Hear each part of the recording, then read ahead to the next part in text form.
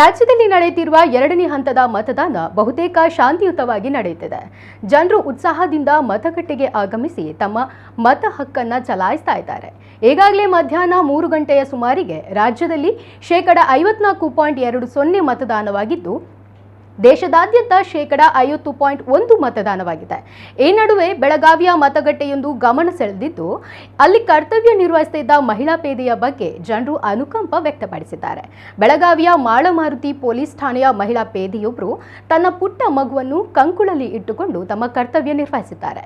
ಮತಗಟ್ಟೆಯ ಭದ್ರತೆಗೆ ನಿಯೋಜನೆಗೊಂಡಿರೋ ಮಹಿಳಾ ಪೇದೆ ನಿನ್ನೆ ರಾತ್ರಿಯೇ ತನ್ನ ಮಗುವಿನ ಜೊತೆಗೆ ಮತಗಟ್ಟೆಗೆ ಹಾಜರಾಗಿದ್ದಾರೆ.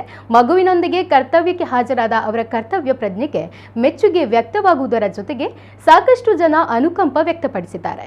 ಸುಡುವ ಬಿಸಿಲಿನಲ್ಲಿ ಮಗುವನ್ನ ಹಿಡಿದುಕೊಂಡು ಬಿಸಿಲಿನಲ್ಲಿ ಅವರು ಕರ್ತವ್ಯ ನಿರ್ವಹಿಸ ರೀತಿ ಅನುಕಂಪ ವ್ಯಕ್ತವಾಗಿದೆ. ಹಿರಿಯ ಅಧಿಕಾರಿಗಳು ಇಂತಹ ವಿಚಾರದಲ್ಲಿ ರಿಯಾಯಿತಿ ನೀಡಬೇಕಿತ್ತು ಎಂದು ಅಭಿಪ್ರಾಯ ಕೂಡ ವ್ಯಕ್ತಪಡಿಸಿದ್ದಾರೆ.